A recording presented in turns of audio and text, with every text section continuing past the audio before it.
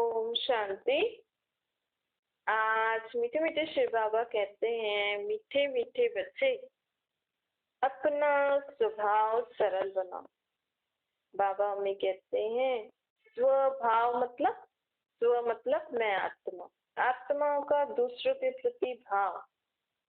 कभी कभी किसी के संस्कार ऐसे होते हैं या कोई ऐसी बात हम देख लेते हैं या हमारे से किसी ने कुछ ऐसा व्यवहार करते हैं ना, तो उस आत्मा के प्रति, उस मनुष्य के प्रति ना हमारा वही स्वभाव बन जाता है। अर्थात हम उनको उसी रीति से देखते हैं, उसी रीति से व्यवहार करते हैं। तो फिर बाबा कहते हैं इसके कारण क्या होता है, अब एक बार किसी ने कुछ कर दिया तो हम वही उसके बारे में अपना नेचर उनके प्रति वैसा ही रखते हैं। लेकिन इससे क्या होता है, हमारा समय बहुत वेस्ट हो जाता है। अब एक बार किसी ने गलती करी, जरूरी थोड़ी कि दूसरी बार भी वैसे करेंगे, तीसरी बार भी वैसे करेंगे। समझो उनके संस्कार ही ऐसे, तो क्या कर सकते हैं हम। इससे क्या होता है, क्योंकि बाबा हमें कहते हैं देखो जो भी आत्माएं आपके संबंध में है ना, चाहे आपके नजदीक है चाहे दूर के संबंधी, क्यों है, आपके ही चाचा मामा काका भाई बेटा बंधु क्यों है, वही आत्मा है, क्योंकि आपका उनसे हिसाब किताब है ना। इसीलिए अभी वो आपके किसी न किसी संबंध में है, इसीलिए ही आपके साथ वो अच्छा व बुरा जो भी हमसे व्यवहार करते हैं ना, चाहे कोई अच्छा कर रहा है या बुरा कर रहा है, ये किस पे डिपेंड है, हमारे पिछले स्वभाव, हमारे पिछले कर्मों के हिसाब से होता है। तो हमें सबके प्रति कौन सा भाव रखना है, आत्मिक भाव। इससे क्या होता है, हमारा समय वेस्ट नहीं जाता है। अगर हम ये समझ जाएं, जो भी बाबा ने हमें चक्कर का ज्ञान दिया है ना, सत्य त्रेता द्वापर कलयुग, इसको भी क्या बोलते हैं, स्वदर्शन कहते हैं ना, स्वदर्शन चक्र। स्व मतलब आत्मा, दर्शन मतलब देखना, और चक्कर मतलब सत्य त्रेता द्वापर कलयुग। तो परमात्मा ने अभी ना हमें स्व को, आत्माओं को दर्शन कराया है। क्या दर्शन कराया है, ये चक्कर, ये देखो तुम ही आत्माएं सत्य त्रेता द्वापर कलयुग से होकर आई हो, अभी कलयुग के अंत में आकर पहुंची हो। कई आत्माएं सत्युग से चक्कर लगा के आई है, कई त्रेता से, कई द्वापर से, कई कलयुग से, है ना। तो तुमने इतने सारे जन्म लिए, इतने सारे जन्मों में आपका कितना सारा हिसाब किताब हुआ होगा। तो ये चक्कर को हम समझ जाते हैं ना, तो हमारा भाव सभी के प्रति क्या हो जाता है, अच्छा हो जाता है। आज कोई मेरे साथ कैसा भी बिहेव कर रहा हो, लेकिन बाबा हमें कहते हैं आपका सर्व के प्रति आत्मिक भाव होना चाहिए। भाव आत्मिक, स्वभाव आत्मा आत्मा भाई भाई, और भावना कैसी होनी चाहिए, शुभ। स्वभाव, भाव और भावना कहते हैं ना, स्वभाव हमारा आत्मिक भाव और भावना हमारी शुभ होनी चाहिए। क्योंकि अभी इसी स्वभाव से अगर हम चलेंगे तो ही हम जीवन में आगे बढ़ सकते हैं, तो ही हमारा जीवन सुख शांति में हो सकता है। क्योंकि इस समय सभी आत्माएं एकदम शक्तिहीन हो गई हैं, उनमें कोई गुण नहीं है। गाते भी है ना, मुझ निर्गुण आरे में कोई गुण नहीं।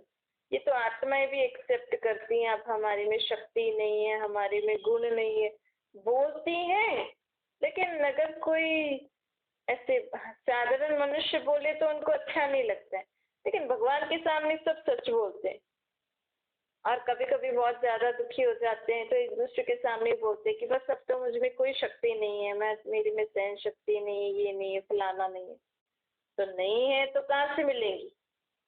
तो बाबा कहते हैं नहीं है तो किसमें नहीं है, आत्मा में नहीं है। आत्मा में शक्ति गुण नहीं, आत्मा तो दिख नहीं रही है तो कैसे भरे उसमें शक्ति और गुण। जरूर कोई ऐसा ही कोई होगा जो दिखता नहीं है। आत्मा और परमात्मा, परमात्मा बाप को याद करने से ही आत्मा में शक्ति गुण आती है। इसलिए अगर हम सबके प्रति आत्मिक भाव रखेंगे ना, तभी आत्माएं अच्छी हैं, शुद्ध हैं, और जो भी जिनके भी प्रति मेरा जो भी वो भाव है उल्टा सुल्टा, वो सब फिनिश हो जाना चाहिए। क्योंकि अब तो समझदार बना रहे हैं ना बाबा, किसी भी आत्मा में समझ नहीं है, शक्ति नहीं है, तो मतलब नहीं है, तो फिर हम जानते हैं ना उन आत्माओं में वो गुण शक्तियां है ही नहीं, संस्कार अच्छे है ही नहीं, आसुरी स्वभाव संस्कार है, तो हम उनके प्रति बुरा भाव रख के अपना समय क्यों वेस्ट करें, अपनी एनर्जी क्यों वेस्ट करें। इससे अच्छा तो हम उनके प्रति अच्छा भाव रखकर उनको अच्छे वाइब्रेशन, अच्छे सोच से हम उनको दान भी दे सकते हैं। लोग तो सोचते हैं सिर्फ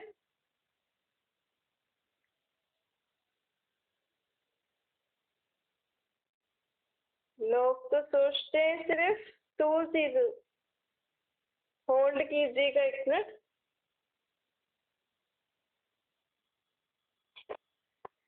आवाज नहीं आ रही क्या विजय बहन, माया बहन? हाँ, आ रहा है ना? ठीक है। रेखा बहन को नहीं आ रहा है क्या?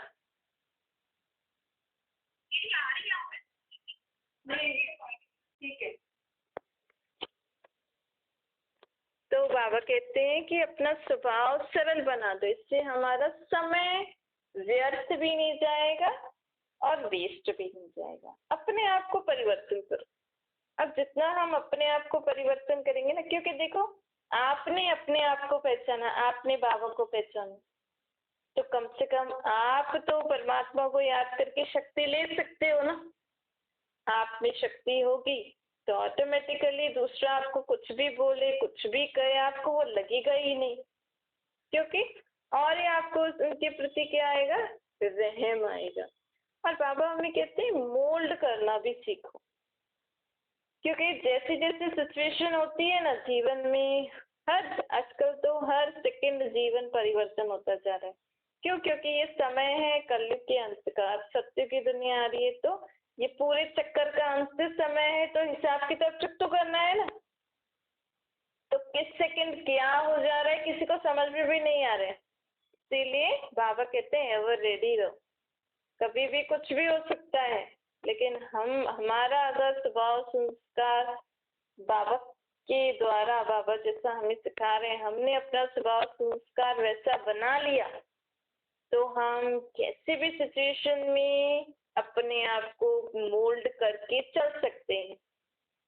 कैसे भी आत्मा हो, आपको वो कुछ भी बोले, लेकिन अगर आपको ऐसा समय आ गया कि आपको उसके साथ रहना पड़े, तो भी आप बाबा की याद में अपने स्वभाव को मोल्ड करके उनके साथ शांति से रह सको।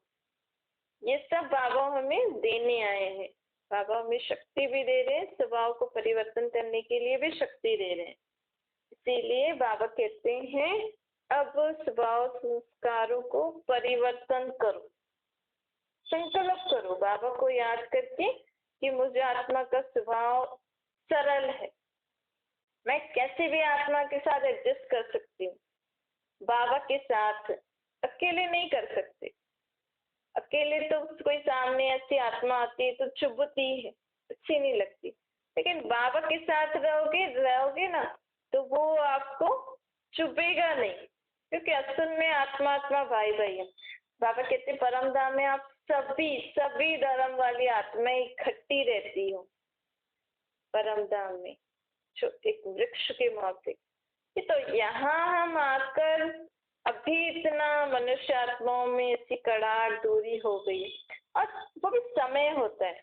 कई बार हमने अनुभव किया होगा कि पहले दो आत्माओं की एंटिटी होती है, थोड़ा समय पहले दो आत्मा एक दूसरे की शक्ल देखना पसंद नहीं करती, थोड़े समय के बाद उनमें फ्रेंडशिप हो जाती है। तो ये क्या होता है कि हिसाब किताब चुकता करने का समय होता है।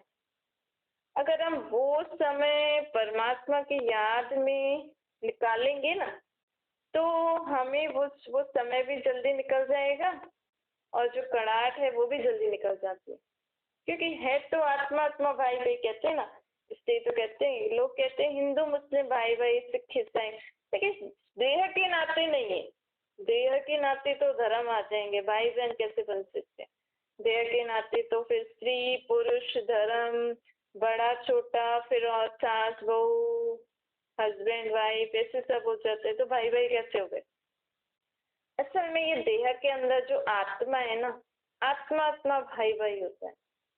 तो आत्मा आत्मा भाई भाई है। इस समय आत्माओं में विकारों की जंग लगी हुई है। इस समय हिसाब किताब है एक दूसरे से, इसलिए आत्माओं की एक दूसरे से दूरी हो गई है। इस समय हर एक देह के धर्मों में फंसा हुआ है, अलग अलग संबंध बना के बैठे हैं। नहीं तो आत्मा आत्मा भाई भाई परम धाम में सब सब धर्म वाली, बल उनका अलग अलग एरिया होता है, लेकिन सब एक साथ रहते हैं। तो सोचो, इसका मतलब हम आत्माओं में एक दूसरे के प्रति प्यार, रिस्पेक्ट, रिगार्ड था। हम आत्माएं पहले अच्छे से रहती थी, लेकिन अभी हिसाब किताब के कारण हम ऐसा हमारा संबंध हो गए।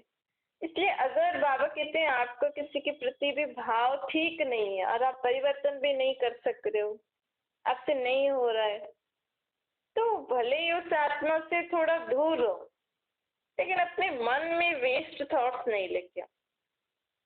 आप जब मन में वेस्ट, कई बार लोग कहते हैं कि हम तो बात ही नहीं करते, हम तो शक्ल ही नहीं देखते, लेकिन देह के हिसाब से आप एक दूसरे से बात नहीं कर रहे हो, मतलब आमने सामने मुख से नहीं बात कर रहे हो, एक दूसरे के मुख से शक्ल नहीं देख रहे हो, लेकिन मन में सदा ही वो आत्मा आपके मन में रहती है। वो आत्मा के कारण आप कुछ भी शांति से नहीं कर सकते, आपका मन कहीं और लगता ही नहीं है। तो मुख से नहीं मिल रहे, आमने सामने नहीं आ रहे, तो इतनी शक्ति होनी चाहिए कि मन में भी विचार नहीं करो। तो लोग बड़े आराम से बोलते हैं, मैं तो सोचती ही नहीं हूँ, मैं तो बोलती ही नहीं हूँ, हम तो शक्ल ही नहीं देखते, मेरे को तो उसकी शक्ल ही अच्छी नहीं लगती। और जब भी किसी से बात करेंगे ना, वही टॉपिक पे करेंगे, उसी के बारे में ही करेंगे, फलाने ने ऐसा किया, फलाने ने ये वो। अरे आप बात नहीं करते, शक्ल नहीं देखते हो, तो मन में क्यों सोच रहे हो? क्योंकि जो मन में सोचते वही मुख में आता है, वैसे ही हमारा जीवन बन जाता है। तो मन और मुख दोनों को शांत करने के लिए वो शक्ति हमें कौन देता है? परमात्मा। देखो लोग, बाबा हमें क्यों कह रहे हैं, बाबा हमें ये नहीं कह रहे, बाबा कह रहे हैं क्योंकि देखो भक्ति भी लोग कर रहे हैं ना, लेकिन लोगों की यही शिकायत है कि हम भक्ति तो कर रहे हैं, लेकिन मन में तो वही विचार चल रहे हैं। थोड़ा समय आप सत्संग में बैठोगे, सबके साथ बैठोगे, लेकिन फिर घर में आओगे, फिर थोड़ी शांति होगी, तो वही बातें आपको अशांत करती है मन में। बाहर से बस घर में शांति हो, लेकिन मन में शांत है, क्योंकि मन किस में होता है? आत्मा में। आत्मा तो दिख नहीं रही है, तो आत्मा को क्या करें? कैसे आत्मा के मन में जाकर हम मन को शांत करें? आत्मा और परमात्मा। आत्मा का बाप कौन? परमात्मा। आत्मा में जो मन है ना, उसको शांत करने की शक्ति परमात्मा में। आपके मन में जिसके प्रति जो भी भाव हो, जो भी बात हो, कोई भी हो ना, शांति से बैठ के अपने को आत्मा समझ के परमात्मा को, परमात्मा बाप को याद करके बाबा को बता देना।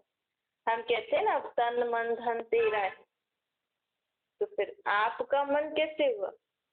आप तो कहते हो मेरे को कि ये तन मन धन तेरा है, तो मेरा मन ऐसा सोचता है, मेरा मन ऐसा करता है, मेरा कहाँ से, आपका कहाँ से हुआ?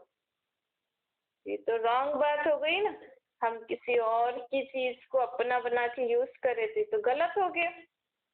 तो शांति से बैठ के बाबा को बोलो, बाबा आपके मन में ऐसे ऐसे विचार आते हैं, बाबा आपके मन में ऐसे ऐसे विचार नेगेटिव जो भी हैं, वेस्ट नेगेटिव, किसी के लिए जो भी विचार है ना, परमात्मा बाप को बताओ, क्योंकि परमात्मा निराकार ज्योतिर्बिंदु ही आपकी आत्मा निराकार ज्योतिर्बिंदु को, उसमें जो मन है उसको शांत कर सकता है, और कोई नहीं कर सकता है।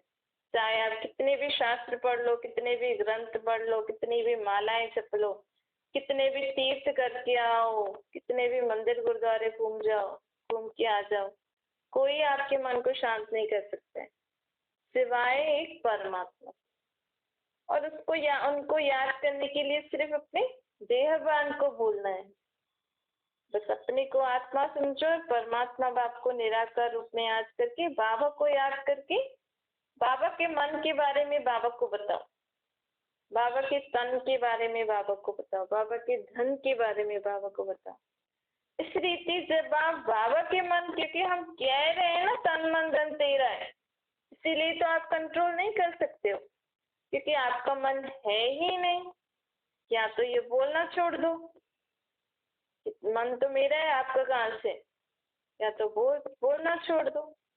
कहते हैं सब कुछ तेरा तेरा तुझको अर्पण, तो उसको बताओ तो सही। जब तेरा कह रहे हो तो तेरा को बताओ भाई क्या क्या हो रहा है क्या क्या नहीं हो रहा है। क्यों? क्योंकि उसके लिए टाइम ही नहीं है ना। लोग भक्ति की सामग्री इतनी है लोग उसमें व्यस्त रहते हैं। हाँ भाई ये करना है ये करना है वो करना है ये करना है। अरे तन मन धन उसको दिया है तो उसके तन के बारे में, मन के बारे में, धन के बारे में, उसके बच्चों के बारे में उसको बताओ तो सही। नहीं हमने बताया कभी? बस सुबह उठे आरती करना है, पूजा करना है, ये पाठ करना है, ये माला जपनी है, बस हो गया। तो जिसका है उसके बारे में आप बताओगे ही नहीं तो उसको लगेगा भाई सब ठीक है, बस मेरे को खाना वाना आपने भोग वोग लगा दिया तो सब ठीक है, तो मैं क्या करूँ, मैं भी फ्री हो जाता हूँ। ये कौन बोलते हैं? बाबा, परमात्मा बाबा में ऐसे बोलते हैं। तुम मुझे बताते ही नहीं हो, तुम खुद ही अपने में बिजी रहते हो। मेरे को तो बस एक जगह दे दी है, वहां पे बिठा के रखते हो, भोग आदि लगाते हो, अलग अलग मूर्तियों में मेरे को ठोक दिया है। तो मुझे क्या पता आपके मन में मैंने आपने जो मुझे मन दिया है, मुझे लग रहा है सब चीजें ठीक है इसलिए सब ठीक है। तो बाबा कहते हैं बताओ अब मुझे। अब सर्व के प्रति आत्मिक भाव रखो, अब समय को वेस्ट नहीं करो, अपनी आत्मिक एनर्जी को वेस्ट नहीं करो। अपने संकल्प शक्ति कितनी तेज होती है ना। देखो हम सारा दिन बहुत अमूल्य चीज को वेस्ट कर रहे हैं।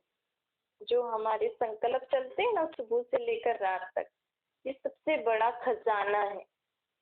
लोग तो अपने स्थूल धन संपत्ति को संभाल रहे हैं ना, अपने घर को, चीजों को, इनको संभाल रहे हैं। लेकिन बाबा कहते हैं आपके पास सबसे अमूल्य चीज है संकल्प शक्ति, जो मन में होती है, और उसको हम सुबह से लेकर रात तक वेस्ट कर रहे हैं। कई बार अच्छी सोच भी कर लेते हैं लेकिन ज्यादा समय, मैक्सिमम तो इस समय वेस्ट ही कर रहे हैं ना। चाहे खुद के प्रति उल्टा सुल्टा सोच के या दूसरों के प्रति, तो वेस्ट हुआ ना ये। तो बाबा देखो कहते हैं ना परमात्मा ने भी ब्रह्मा तन द्वारा संकल्प से सृष्टि रची ना। अभी बाबा कह रहे हैं मैं स्वर्ग की रचना रच रहा हूँ, लेकिन हमें दिख नहीं रहा, लेकिन बाबा संकल्पों से वो हमारे द्वारा रचा रहे हैं। बाबा हमें अपने संकल्प दे रहे हैं, फिर हम जब वो संकल्प करेंगे ना तो उस द्वारा, जैसे तो हम अपने स्वर्ग के लिए दुनिया, अपने लिए घर महल ये सब रच रहे हैं, हम अपने लिए धन इकट्ठा कर रहे हैं सिर्फ संकल्पों से।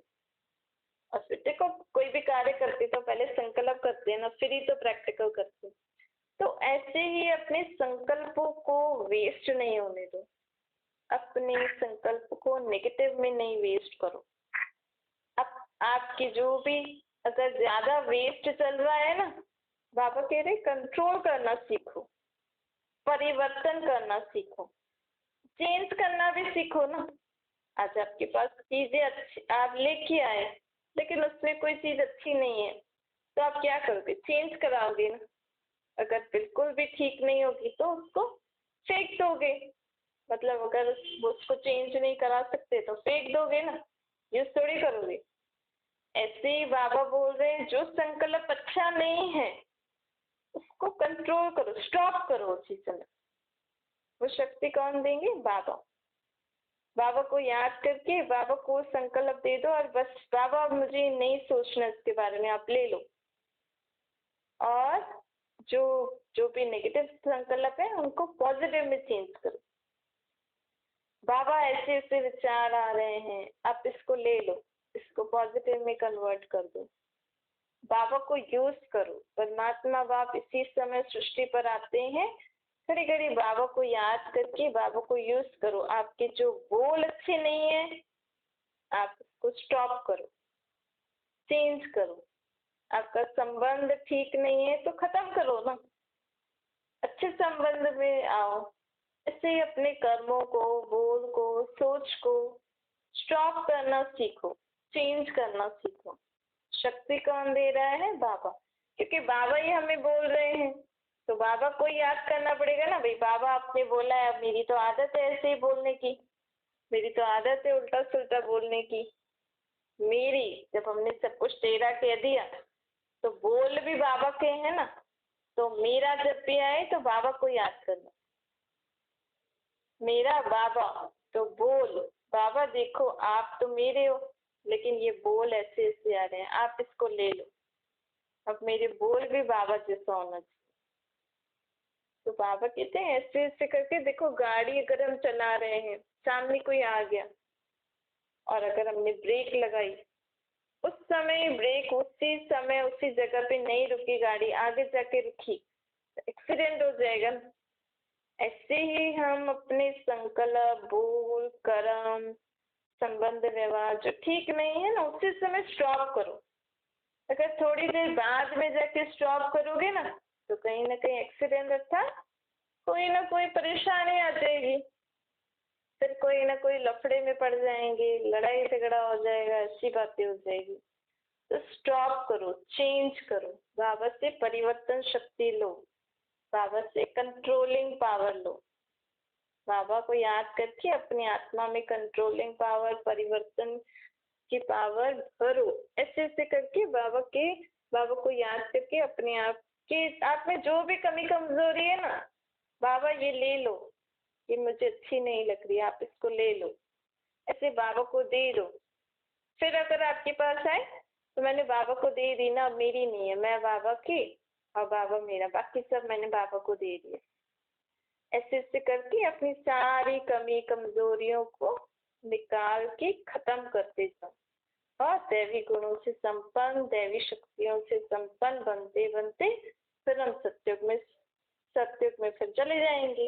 अच्छा, मीठे मीठे इसके लगे बच्चों प्रति माता पिता बाप दादा का याद प्यार और गुड मॉर्निंग। रूहानी बाप के हम सभी रूहानी बच्चों को नमस्ते। हमारे भी रूहानी माता पिता बाप दादा को याद प्यार, गुड मॉर्निंग और नमस्ते।